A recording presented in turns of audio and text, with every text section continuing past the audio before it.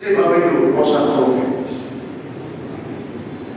ইমানদার তার দিলের ইমানের পরিমাপ করতে পারে যে আমি মসজিদে বসলে ভালো না।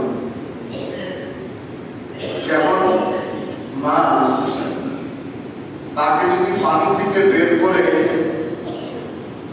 খাঁটি 24 ক্যারেটের স্বর্ণ দিয়ে বানানো প্লেটের মধ্যে বালিশ দিয়ে তারা শোয়া দেয়, মাছ শুইবে না, সারা প্লেটের মধ্যে লাফাইতে থাকবে।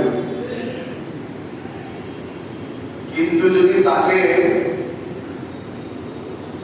ঘরের ময়লা পানির মধ্যে, বালতির মধ্যে, হাড়ি বাতির ধোয়া আবর্জনা পানির মধ্যেও ছেড়ে দেওয়া হয়, মোটামুটি স্থির হয়ে যাবে।